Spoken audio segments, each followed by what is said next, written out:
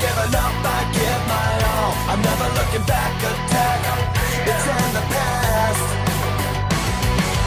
Stand up, stand up, stand up. You ain't ready for me. Give me your best shot, the stronger I stand. Not looking for sympathy. What doesn't kill me makes me who I am.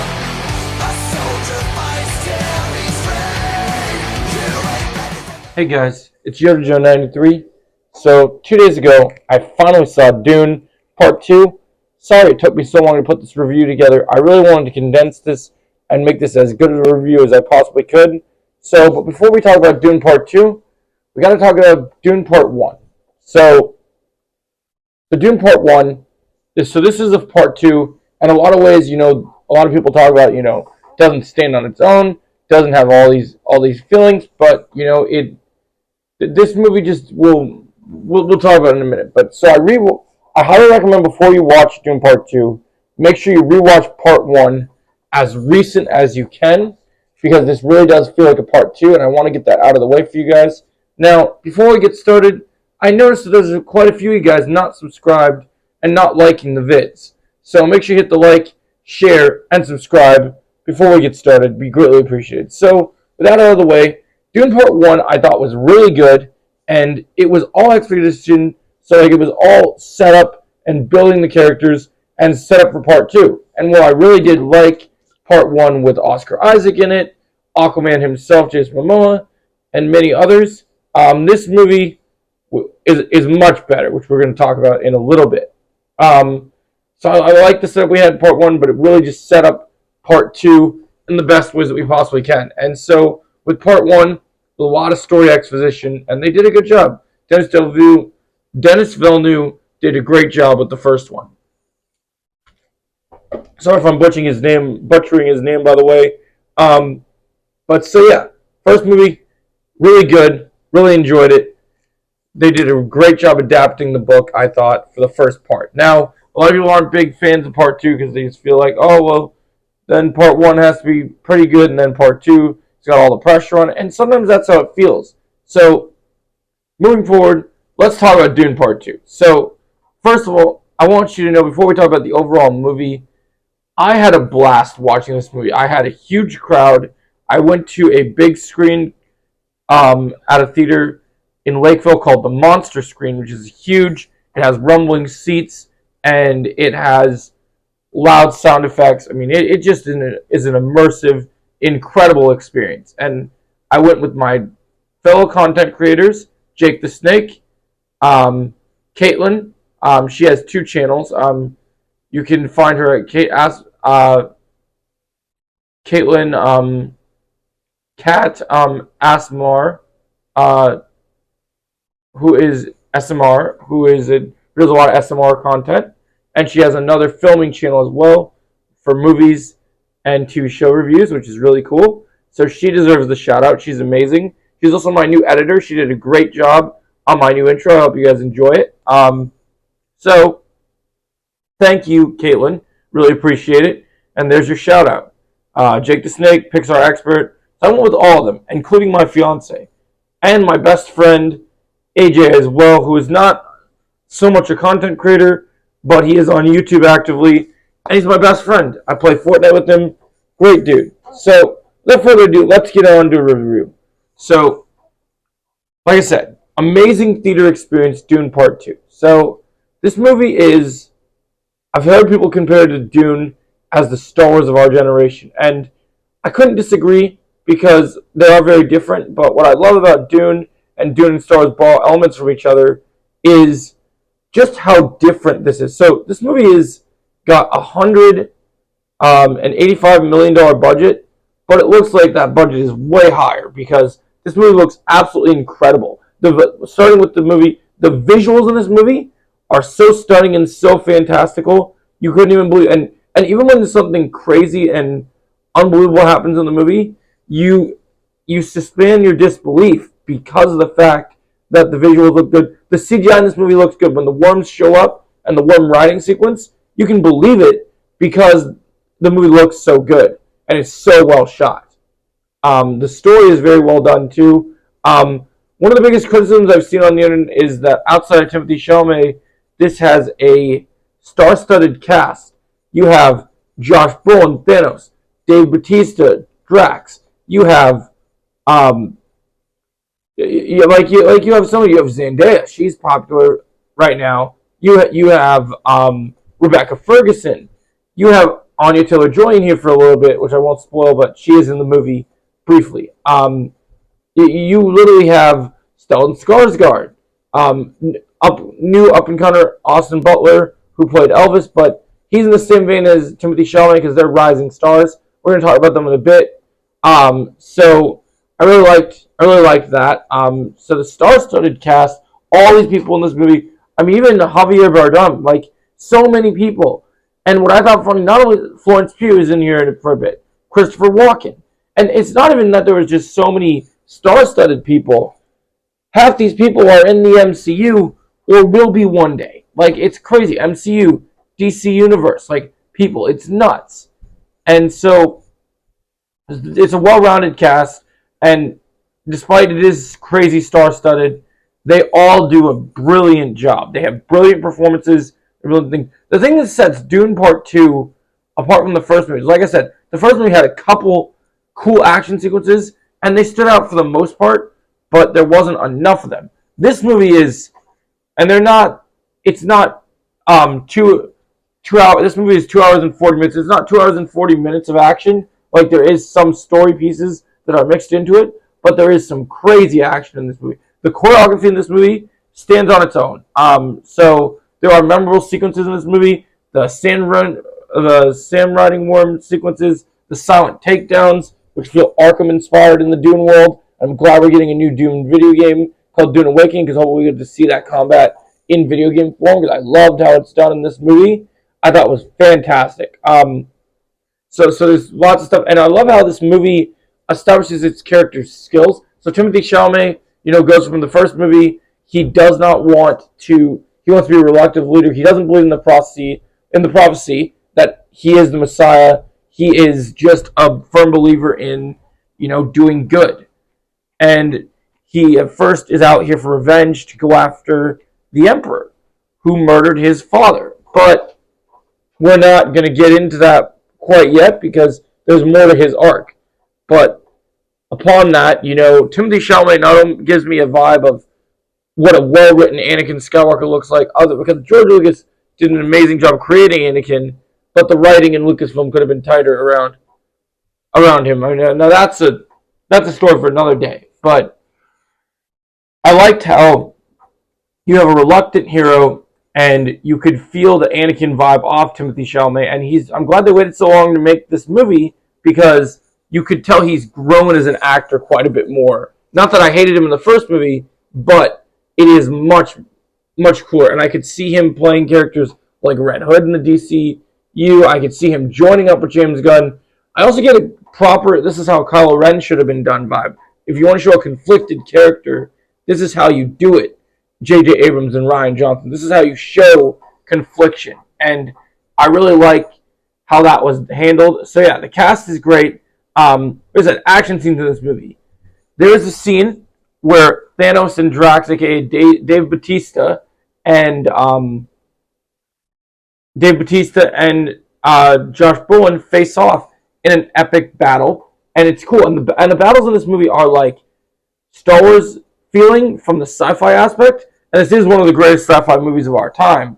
But then you also have more of a Lord of the Rings vibe, where the battles are Lawrence of Arabia, Lord of the Rings inspired. You feel the very grandiose scale here. It feels beautiful. It's beautifully done. The sandworm stuff is cool. I love how they explain the lore of the sandworms. I love how they explain how you can just ride them, how it's done. I think that's super cool. And like I said, so every actor in this movie is fantastic. So Timothy Chalamet is great. He goes from reluctant hero to the fallen one, which is going to lead into an awesome part 3. And I can't wait to see what they do with Dune Messiah. I think it's going to be great. And that's built up on the cliffhanger of this movie, which we'll get into in a minute. So, but the biggest thing with this movie is, like I said, so one of the biggest things is, like, there's lots of cool action. There's great story. They pick up immediately where the first one left off, where Timothy Chalamet, Paul Atreides, is with his mother Rebecca Ferguson, and they are with the Furman, and they are doing their thing, trying to continue their marvelous adventure. And it's super cool how it's handled. But one of the biggest things about this movie that I think really works is the fact that there's two people, right? So we talk about all the performances in this movie. Zendaya is great. Rebecca Ferguson is great. Florence Pugh, when she's in the movies, great. Like, great cast, guys. Everyone all around does a great job. The setup here is brilliant. It's well done. The effects are super well done. This movie is one of the best movies, even though this movie, even though it's still early in the year, I don't see this movie not continuously being in the top 5 of the year for me, or at least top 10, because it's so brilliantly made. It's such a good film. Denis Villeneuve has an eye for this. He has vision. He has character understanding. He doesn't necessarily have to tell stories with the characters and give them a ton of dialogue. He shows it with their emotions and how they are acting to one another through action, through movements, and he crushes it. He does a brilliant job. So then, like I said, so two of the standouts in this movie to me were Timothy Chalamet is great. I love how we saw, similar to Star Wars, we had tons of different great planets, and when we see the actual Harkins planet, the villains, it looks cool. It had like firework, ink, coloring. It just looked how an evil planet should look, and I love that. And so then in certain scenes, it was black and white, and then would go back to regular lighting, like when you're on the desert planet. So the whole atmosphere here really works for me. I thought that was brilliant. And so then we move forward, and you see one of the biggest things is throughout the movie, you see Timothy Chalamet becoming better at combat, getting better with his knife skills, becoming the hero that we believe him to be, to set up that he wants to finally take over the Emperor's throne. And that's how he teams up with the rest of the Furman to go and make an assault. And they go in this big battle. We have a rocket launcher that goes off and destroys several of the Harkins troopers, soldiers. Epic battles with these dragonfly things. Like, the ship design is great. So we got this epic battle, and it leads to this throne room scene. And when we get to this throne room scene, one of the other things about this movie that's talked about heavily is the other big star in this movie. Well, he's not in as much of the movie as Timothy Chalamet. You also have Austin Butler. So you have one of the biggest things about this movie is you have Elvis squaring off with Willy Wonka, and this is fantastic because Elvis, Austin Butler, kind of feels like how I think they should have handled Gore the God Butcher in Thor: Love and Thunder.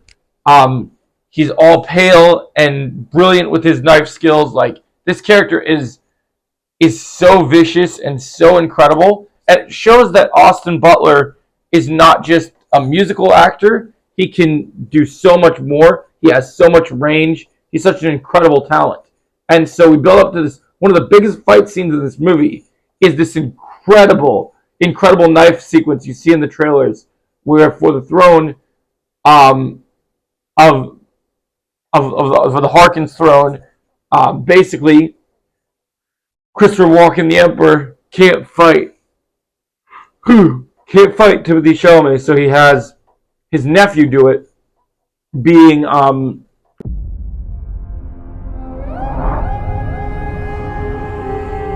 This world is beyond cruelty.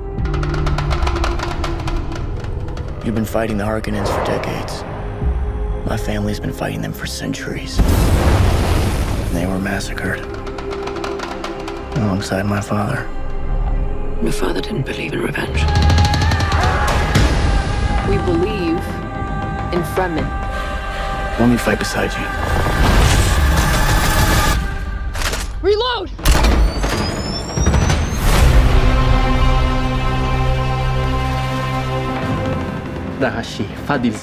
He said that. I got that. Thanks. I won't be fighting for him. I'm fighting for my people. You young pup. Do you believe in Paul? There are signs. The Why is that a bad thing? Use it. Because all my visions lead to horror. Because you lose control. Because I gain it. Johnny, do you believe in me? Paul Atreides is still alive.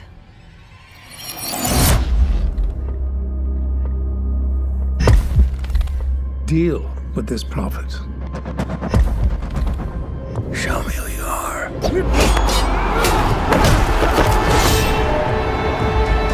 Your father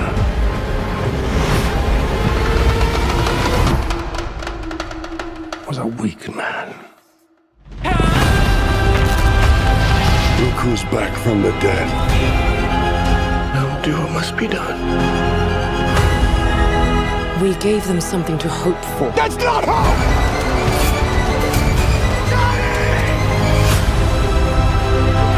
I will love you as long as I breathe. This prophecy is how they enslave us! It's not a prophecy. It's a story. I don't care what you believe. I believe.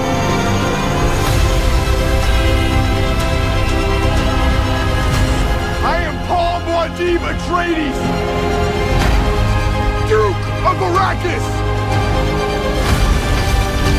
Adam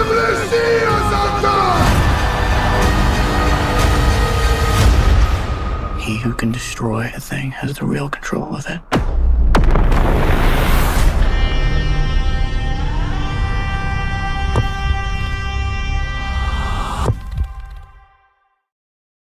Being Austin Butler's character.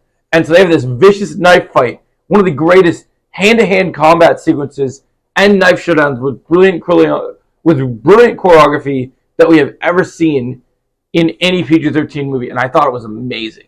I loved it. I thought the fight was perfect. It was perfectly paced. It went on for the right amount of time. It didn't overstay its welcome. The whole story was brilliant. My only criticism of this movie is I wish they developed the Emperor and Florence Pugh's character quite a bit better. I liked the stuff they set up with Anya Taylor-Joy. I'm curious to see what they do with her in Dune Messiah. And I love how this movie sets up Timothée Chalamet on his villain arc, where we end this movie with him basically ready for the next step. He succeeds in his plan, and we kind of just go at the end. There's a cliffhanger in this movie. We're kind of like, oh, where does this go next?